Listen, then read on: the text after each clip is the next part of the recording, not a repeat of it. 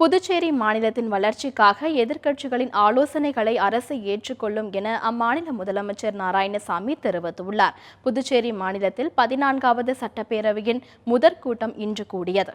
இதில் சபாநாயகராக வைத்திலிங்கம் போட்டியின்றி தேர்வு செய்யப்பட்டார். அவரை முதலமைச்சர் நாராயணசாமி, அமைச்சர்கள் அதிமுக சார்பில் அன்பழகன், திமுக சார்பில் சிவா உள்ளிட்டோர் இருக்கையில் அமர வைத்தனர். பின்னர் புதுச்சேரி மாநில துணை சபாநாயகராக சிவக்கொழுந்து பதவியேற்றார். புதிதாக பதவியேற்ற சபாநாயகருக்கு அமைச்சர்கள், சட்டமன்ற உறுப்பினர்கள் உள்ளிட்டோர் வாழ்த்து தெரிவித்தனர்.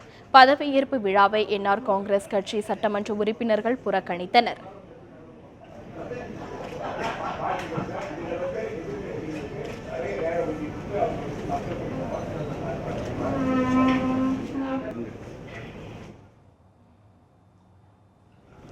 சட்டப்பேரவையில் உரையாற்றியதாக நாராயணசாமி புதுச்சேரி முதல்வராக தேர்வு செய்த மக்களுக்கு நன்றி தெரிவித்துக் கொண்டார். மத்திய அமைச்சராக நாடாளுமன்றம் சென்று வந்த தமக்கு புதுச்சேரி மக்கள் வாய்ப்பளித்துள்ளதாக மகிழ்ச்சி தெரிவித்தனர். புதுச்சேரி மாநில அரசின் வளர்ச்சியே தங்களின் தலையாய கடமை என்றும் கூறினார்.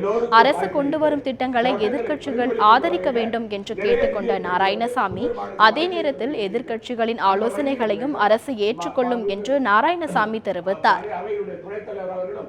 எப்படி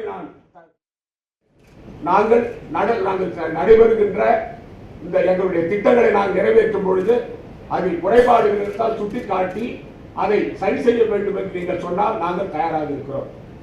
நாங்கள் நல்ல திட்டங்களை நிறைவேற்றும் பொழுது உங்களுடைய ஒப்புதல் இருக்க வேண்டும் என்று நான் கேட்டுக்கொள்கிறேன்.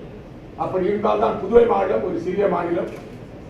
இந்த மாநிலம் மத்திய அரசை நம்பி இருக்கிறது.